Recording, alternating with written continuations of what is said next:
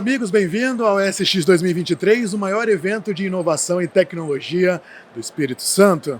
Eu sou o Fabrício Santos e estou aqui com Inchie. Eu falei que eu ia acertar, muito obrigado pela presença. Tudo bom?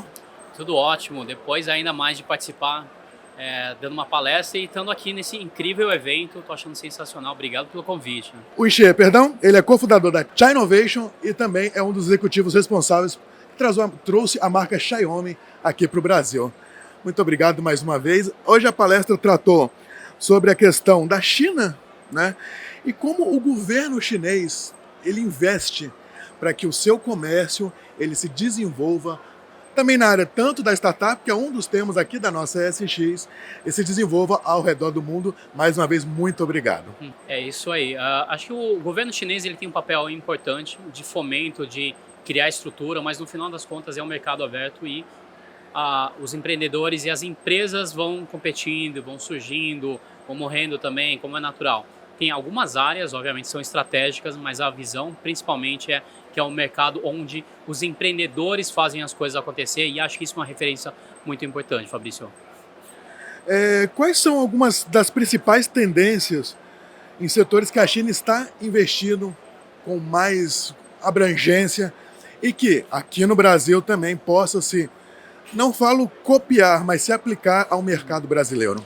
Acho que assim, como tendência, como tecnologia, vamos falar primeiro dessa forma, e muitas pessoas vão até olhar torto quando a gente fala isso. Inteligência artificial, o conceito de uma forma geral, é muito importante, tem sido desenvolvido no mercado chinês com muita velocidade. O conceito que a gente chama de IoT, Internet das Coisas. Então, são coisas, por exemplo, essa garrafa de água conectada com sensor, conectada com chip, eu posso saber quanta água tem aqui, qual que é a temperatura, coisa do gênero. Então, conectar coisas com sensores e comunicação, isso é uma área também. 5G é uma área, de uma forma geral, muito relevante, então comunicação de alta velocidade, depois vai ter 6G, 7G, enfim, mais para frente. Então são grandes áreas onde o governo chinês vem fazendo investimentos. E aí, de uma forma geral, como tendência, e aí eu destaco mais do que simplesmente falar de uma tecnologia, acho que são visões de negócio, visão de inovação. Isso é bem relevante, acho que vale a pena não necessariamente copiar da China, mas entender o que eles começaram a fazer diferente. Eu trago primeiro o exemplo quando o Ocidente, de uma forma geral, pensa em inovação, né? Primeiro que parece que sempre tem que estar ligado à tecnologia, Fabrício. Então, inovação tecnológica parece que é uma palavra só, né? Mas o fundo não é. Você pode ter inovação em várias coisas diferentes, em várias frentes diferentes, várias formas diferentes. E o mercado chinês vem nos mostrando isso. Eu dou exemplo da área de pagamento via celular. Então, pagamento via celular nos Estados Unidos, eles começaram a desenvolver onde o usuário final ele precisa ter um celular de alta capacidade, com chip de alto custo normalmente. Isso faz sentido no mercado americano, de altíssima renda, onde o sujeito pode comprar um aparelho com mais capacidade, aparelho caro ou a operadora dá, enfim. Mas não é a realidade do resto do mundo, não é a realidade dos países emergentes, dos países pobres. E o mercado chinês nos mostrou uma lição super interessante. Quando eles começaram a criar o meio de pagamento via celular digital, usaram o QR Code. QR Code, que é uma tecnologia, que é um conceito criado há 20 anos atrás pela indústria automotiva japonesa.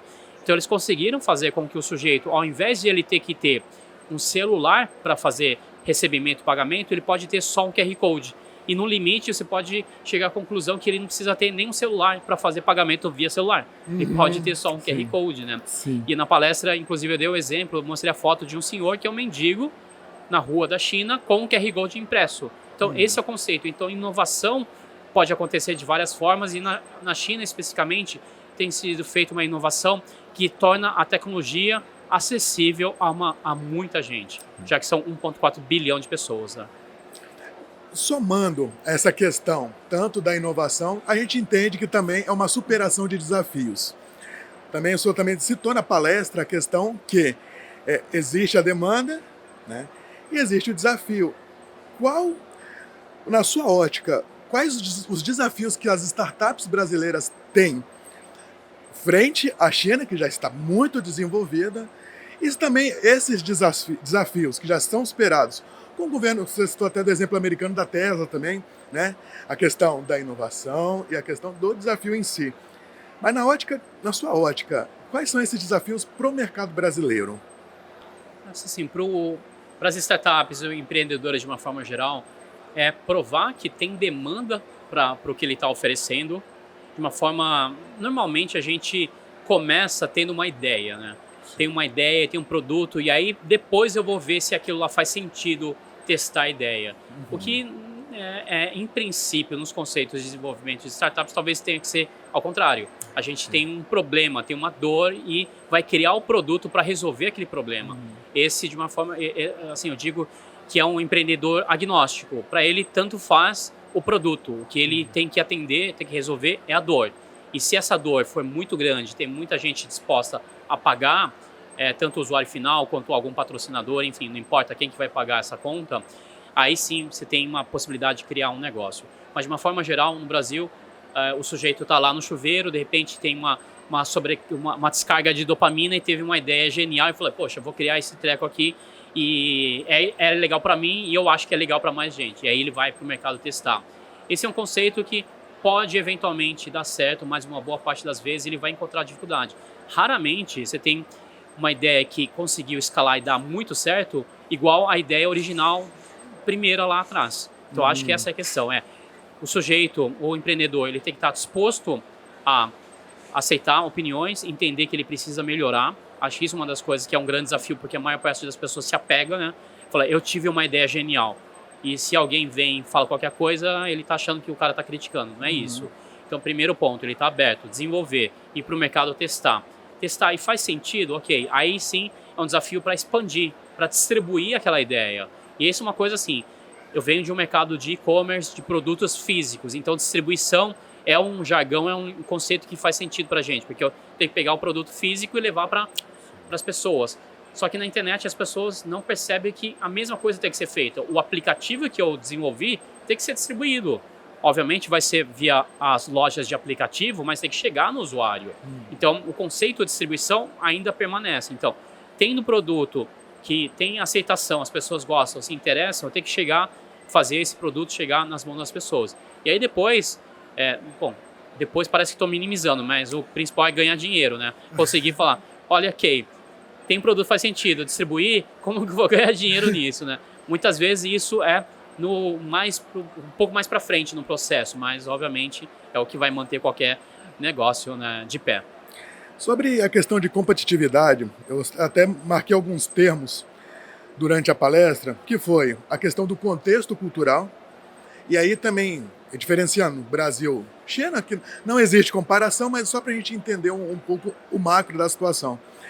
E aí o senhor falou que o chinês já começa com uma competição intensa, porque ele já nasce já com 1 bilhão e 400 milhões de desafiantes no seu processo de vida, né? A cultura do 996, que eu achei extremamente interessantíssimo, gostaria que você passasse um macro sobre o que é, e elencando o foco na educação. E também no desafio tem o Mobile First e o Mobile On. Aonde isso tudo se encontra e aonde podemos aplicar também para o nosso mercado brasileiro de startup? Fabrício, eu costumo falar nas minhas apresentações que eu trago uma foto. Uma foto que explica a situação atual. Talvez uma foto e um filme, vamos imaginar dessa forma. Então, essas questões que você falou são pano de fundo para que o mercado chinês tenha se desenvolvido até agora. Então, essa questão da competição, para mim, é fundamental, e isso fica muito claro. Qualquer ideia que começa no mercado chinês e começa a ter um mínimo de tração, um mínimo de sucesso, sai na mídia ou começa a ter alguma visibilidade, milhares de outras empresas surgem no dia seguinte com a mesma possibilidade.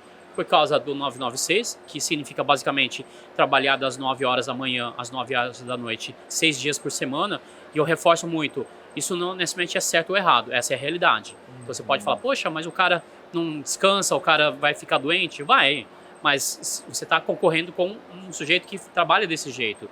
Então você tem competição, você tem uma disciplina de trabalho que é muito específica com relação a isso, formação de mão de obra numa quantidade gigantesca. Então, um dos problemas mais sérios que a gente tem em startup no Brasil é que não tem programador. É que o cara tem uma ideia, fala, poxa, quero fazer isso, mas eu não tenho quem que vai colocar isso na prática. Então, esses são os contextos onde as startups chinesas conseguem se desenvolver. Tem uma abundância de capital, então o cara teve uma ideia, conseguiu ganhar uma atração, tem programador e tem gente para botar dinheiro lá. Tem muita gente. E se o dinheiro é bom, o dinheiro é ruim, se o cara sabe ou não sabe, não importa. O que importa é que tem muita... ou talvez importe mais para frente. E a questão do mobile only, mobile first são, acho que, características e hábitos de usuário. Então, na verdade, eles já se evoluíram, já estão mais maduros no processo de uso de tecnologia, então tem muita empresa que só tem aplicativo, não tem nem site. Só para explicar de uma forma mais simplista o que significa isso. Porque ninguém vai usar o serviço dele no site. Eu dei na palestra o exemplo de um serviço para chamar carro no computador. Você não vai fazer isso, você vai fazer só no aplicativo. E não só por causa disso, mas como a maior parte dos usuários brasileiros já estão só no celular. Ele não vai nem para o computador. Então, essas são algumas situações onde se encontra o mercado chinês e elas permitiram e criaram uma base para que o mercado chinês se desenvolvesse. O que a gente tem que saber é qual que é o contexto nosso nessas macro tendências e macro situações do mercado brasileiro para que ela possa desenvolver e surgir ou dar origem a um mercado de tecnologia mais robusto, enfim, de inovação, de empreendedorismo, etc. Agora mudando um pouco de assunto, que foi uma parte dedicada da palestra, que foi a questão do live commerce, né? Alguns dados foram 50% de conversão de vendas feitas pelo live commerce e o aumento das empresas, enfim, do número de vendas entre 10 a 15 vezes. Isso ainda para o Brasil é uma realidade distante ou já tem alguma movimentação nessa questão que já dê para se aplicar, trabalhar e desenvolver, tanto para as startups quanto para o e-commerce brasileiro? A conversão de 50% são situações bem específicas, tá? Normalmente não é tudo isso, mas é muito mais do que o e-commerce tradicional. Então, assim, o que eu costumo dizer, o e-commerce tradicional você tem uma conversão de 1%, significa 100 usuários no seu site, naquele momento só um compra. Numa loja física tradicional, 100%, 100 pessoas, 30 compram, 10 compram, mais ou menos. Então você já começa a perceber ordens de grandeza. Os números não precisam ser necessariamente isso. No live commerce no Brasil, a gente está falando de faixa de 10 a 15%. 10 a 15%, se a gente pegar os mesmos 100 que entraram no meu site tradicional e botar ele no live commerce, 10 vezes o que eu tive de vendas lá atrás. Obviamente, você tendo toda a situação adequada e necessária para isso acontecer, mas isso é fato. E o que está acontecendo no mercado brasileiro é que essa é uma tendência que está começando a entrar, já tem cerca de 1 ano e pouco, 2 anos, várias empresas. Eu tive uma empresa, fui sócio de uma empresa anteriormente, onde a gente trouxe uma modalidade com um grande grupo aqui no brasileiro, a gente fez algumas centenas de lives e viu o quanto isso é poderoso. E agora o usuário, só que foi numa escala menor. Agora, cada vez mais empresas, grandes influenciadores, grandes apresentadores fazendo, mais gente vai ter contato e mais pessoas vão começar a se utilizar e sim, a gente vai começar a ter um formato, um modelo de negócio onde vai ter uma escala muito maior de fato. Né? Para encerrar, o exemplo que você deu na palestra foi até da questão da Amazon, né? Você disse que hoje a gente é resultado dos últimos mais ou menos 10 anos de avanços e conhecimentos na área de tecnologia, e-commerce e, claro, na pandemia deu um up em função de todas as restrições. Sendo isso, somos resultados dos 10 anos. O que esperar para o futuro? Eu não falo nem 10 anos, porque hoje muita coisa pode acontecer com 5, né? Mas o que a gente pode esperar para o futuro, tendo diversas tecnologias e avanços tecnológicos, tanto para os comércios quanto para as startups? Acho assim, um ponto importante, Fabrício, é que a evolução vai acontecer em várias frentes. Quando a gente fala de inovação tecnológica, ela está muito presente na interface do usuário, na relação do usuário com a tecnologia. Então, por exemplo, entrou o e-commerce, a gente comprando através de um site ou comprando através de um aplicativo. Então, a inovação aconteceu nessa camada, na relação da empresa com o consumidor. Quando se coloca uma live, é a mesma coisa. Então, eu coloquei uma transmissão de vídeo ao vivo para o sujeito comprar. Daqui a pouco posso ter metaverso, daqui a pouco posso ter outras coisas. Então, as coisas podem evoluir, mas isso é só uma camada do negócio. Então, o que as empresas, os profissionais, empreendedores têm que se dar conta que tem partes da cadeia de valor de uma empresa, de um negócio, que podem se transformar e podem talvez trazer mais resultados do que simplesmente colocar um metaverso ou colocar uma live. E aí eu não estou diminuindo a importância de uma live ou do metaverso ou de qualquer coisa. Só quero enfatizar que transformar a indústria, transformar, por exemplo, a cadeia, digitalizar as fábricas, digitalizar a distribuição física, pode ter impacto tão grande quanto. Porque numa boa parte desses setores no Brasil, a gente tem muita ineficiência. Então, ineficiência de logística, ineficiência de produção, produz mais do que deveria, ou produziu menos do que vendeu, coisa do gênero, e quando manda para um determinado lugar, sei lá, não teve planejamento. Então tem um monte de problema que a digitalização pode ajudar. Então as oportunidades não estão só numa parte. E quando você faz tudo isso, Fabrício, aí de fato você potencializa. Então vamos imaginar uma empresa que não só colocou um live commerce, como digitalizou a indústria, como digitalizou o desenvolvimento de produto. Aí o que seria talvez o incremento 2, 3x, a gente está falando de 10x, de 20x, não importa qual que é o indicador que a gente está falando, de produtividade, de faturamento, etc. Mas o exponencializa muito mais, porque, e aí só para finalizar, a nossa inovação, eu até uso uma expressão que é, pegando a comparação de uma música antiga, é cada um no seu quadrado. Então assim, você inova na sua parte dentro da cadeia de valor. Então, se eu sou um varejista, eu só foquei no varejo. Se eu sou uma fábrica, eu só foquei na fábrica. Mas para o consumidor, o que ele está recebendo lá é um produto. O produto que foi fabricado, distribuído, vendido. Então, se uma empresa conseguir mudar tudo isso, o resultado final é muito mais poderoso do que simplesmente fazer cada um no seu quadrado. É uma inovação da cadeia de valor como um todo. Inchi, muito obrigado pela participação aqui no nosso podcast. Só vir aqui para a câmera, quer deixar algum contato seu? Como as pessoas te encontram? Fazer contato, comunicações, enfim. Fique à vontade. Se apresente ao pessoal, por favor. Beleza. Fabrício, obrigado pelo convite e obrigado por quem está nos assistindo. Eu estou disponível por todas as redes sociais.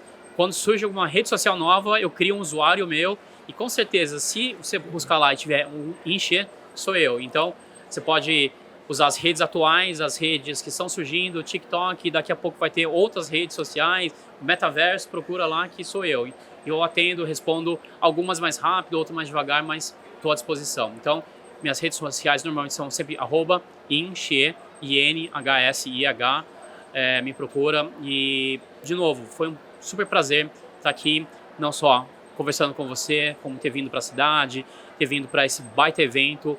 E parabéns para o Sebrae pela organização, parabéns para todo mundo que veio participar, porque no final um evento é construído pela organização e pelas pessoas que estão presentes, né? E foi sensacional, cara. A gente agradece, eu acho que em nome do pessoal do estúdio também, muito obrigado, gente. Lembre-se também de você se inscrever no canal, ative o sininho, teremos muito mais vídeos ao decorrer de todo o evento.